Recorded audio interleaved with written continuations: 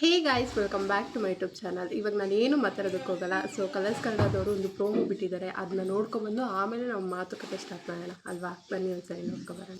Thank you Karnataka. Big boss ಮನೆಗೆ entry ಕೊಡೋ ನಿಮ್ಮ ಕನಸುಗಳು ವಿಡಿಯೋ ಮೂಲಕ ನಮ್ಮನ್ನ ತಲುಪಿವೆ. ಈಗ ಆ ಕನಸುಗಳಿಗೆ ವೇದಿಕೆ ಸಜ್ಜಾಗ್ತಿದೆ.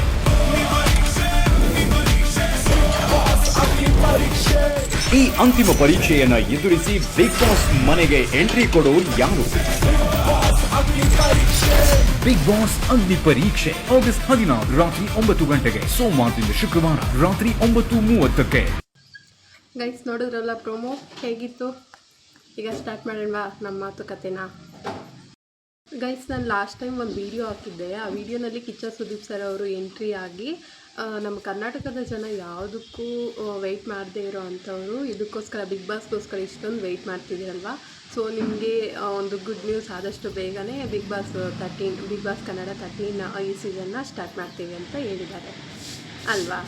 ಈಗ ಹೇಳಿ 2 ಡೇಸ್ ಆಗಿದೆ, ಬಟ್ ಈಗ ಒಂದು ಪ್ರೋಮೋ ಬಂದಿದೆ. ಆ ಪ್ರೋಮೋನಲ್ಲಿ ಅಗ್ನಿ ಪರೀಕ್ಷೆ ಅಂತ ಹೇಳ್ತಿದ್ದಾರೆ. ಸೊ ಸಮಥಿಂಗ್ ಸ್ಪೆಷಲ್ ಅಂದರೆ ನಾನು ಬೇರೆ ಏನೋ ಅಂದ್ಕೊಂಡಿದ್ದೆ. ಈ ಥರ ಅಗ್ನಿ ಪರೀಕ್ಷೆ ಇಟ್ಟು ಮಾಡ್ತಾರೆ ಅಂತ ನಾನು ಎಕ್ಸ್ಪೆಕ್ಟ್ ಮಾಡಿರಲಿಲ್ಲ. ಏಕೆಂದರೆ ಈಗ ಅಗ್ನಿ ಪರೀಕ್ಷೆ ಯಾಕೆ ಸ್ಟಾರ್ಟ್ ಮಾಡ್ತಿದ್ದಾರೆ ಅಂದರೆ, ಕಾಮನರ್ಸ್ಗೆ ತುಂಬ ಚಾನ್ಸ್ ಕೊಡ್ತೀವಿ ಹಾಗೆ ಹೀಗೆ ಹೇಳಿದ್ರಲ್ವ. ಕಾಮನರ್ಸ್ಗೆ ಚಾನ್ಸ್ ಸಿಗಬೇಕು ಅಂತಂದರೆ ಅವರು ತುಂಬ ಅಂದರೆ ಸೆಲೆಕ್ಟ್ ಆಗಿರ್ತಾರೆ. ತುಂಬ ಆಡಿಷನ್ಸ್ ಕೊಟ್ಟ ಮೇಲೆ ಅವರು ಅಗ್ನಿ ಪರೀಕ್ಷೆಗೆ ಸೆಲೆಕ್ಟ್ ಆಗ್ತಾರೆ.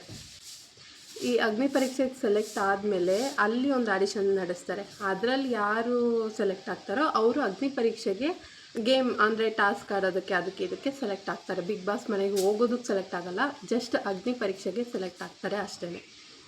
ಆಲ್ರೆಡಿ ಇದು ನಾನು ಒಂದು ತೆಲುಗು ಸೀಸನಲ್ಲಿ ನೋಡಿದ್ದೀನಿ. ಅಗ್ನಿ ಪರೀಕ್ಷೆ ಸೀಸನ್ 1 ಆಗೋಗಿದೆ, ಈಗ 2 ನಡೀತಿದೆ. ನಂಗೆ ಸಮಥಿಂಗ್ ಸ್ಪೆಷಲ್ ಅಂದಿದ್ದಕ್ಕೆ ಯಾವುದೋ ಬೇರೆ ಥರನೇ ಇರುತ್ತೆ. ನನ್ನ ಎಕ್ಸ್ಪೆಕ್ಟೇಷನ್ಸೇ ಬೇರೆ ಇತ್ತು, ಈ ಥರ ಇರಲಿಲ್ಲ.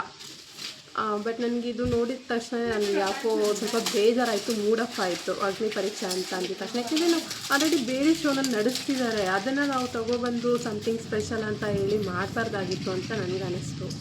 ನಿಮ್ಗೆ ಏನು ಅನಿಸುತ್ತೋ ಅದು ಕಮೆಂಟಲ್ಲಿ ಕಮೆಂಟ್ ಮಾಡಿ ನೋಡೋಣ. ಇದು ಯಾವ ರೀತಿ ಇರುತ್ತಂದರೆ ಅಗ್ನಿ ಪರೀಕ್ಷೆ ಈಗ ಬಿಗ್ ಬಾಸ್ ಸೀಸನ್ 13 ಸ್ಟಾರ್ಟ್ ಆಗ್ತಿರೋದಲ್ವ. 12ವರೆಗೂ ಯಾರು ವಿನ್ನರ್ ಆಗಿರ್ತಾರೆ ನೋಡಿ, ಆ ವಿನ್ನರ್ ಆಗಿರೋದ್ರಲ್ಲಿ 3 ಮೆಂಬರ್ಸ್ ಆಗಲಿ 2 ಮೆಂಬರ್ಸ್ ಆಗಲಿ ಜಡ್ಜ್ ಆಗಿ ಬರ್ತಾರೆ. ಅವರು ಆಡಿಷನ್ನ ತಗೊಂಡು, ಕಾಮನರ್ಸ್ಗೆ ಆಡಿಷನ್ ಮಾಡ್ತಾರಲ್ವ, ಆಡಿಷನ್ನ ತಗೊಂಡು ಅದರಲ್ಲಿ ಕೆಲವ್ರನ್ನ ಸೆಲೆಕ್ಟ್ ಮಾಡ್ಕೊತಾರೆ.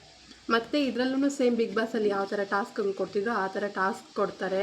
ಇದರಲ್ಲಿ ಗೆದ್ದೋರಿಗೆ ಒಂದಷ್ಟು ಜನ ಗೆದ್ದಿರ್ತಾರೆ ಅಂದ್ಕೊಳ್ಳಿ ಆಡಿಷನಲ್ಲಿ, ಅಗ್ನಿ ಪರೀಕ್ಷೆಯಲ್ಲಿ. ಅವ್ರಿಗೆ ಮತ್ತು ಬಿಗ್ ಬಾಸ್ಗೆ ಹೋಗೋದಕ್ಕೆ ಚಾನ್ಸಸ್ ಇರುತ್ತೆ. ಆದರೆ ಎಷ್ಟು ಜನ ಗೆದ್ದಿರ್ತಾರೋ ಅಷ್ಟು ಜನನೂ ಹೋಗೋದಿಲ್ಲ, ಅದರಲ್ಲಿ ಸ್ವಲ್ಪ ಜನ ಮಾತ್ರ ಎಂಟ್ರಿ ಕೊಡ್ತಾರೆ. ಆಮೇಲೆ ಬಿಗ್ ಬಾಸ್ ಸೀಸನ್ 13 ಮನೆಗೆ ಹೋಗ್ಬೇಕಂತಂದರೆ ಆ ಜನದಲ್ಲಿ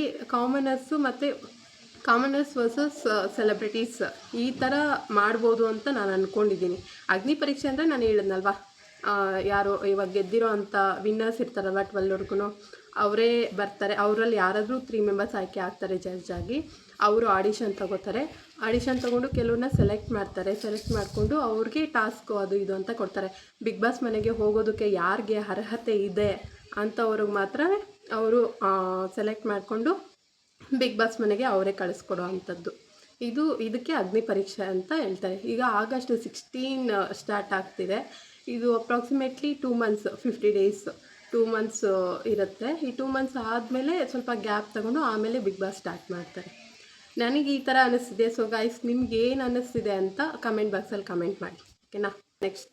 ನೆಕ್ಸ್ಟ್ ವೀಡಿಯೋನಲ್ಲಿ ಸಿಗೋಣ. ಟೇಕ್ ಕೇರ್, ಬಾಯ್.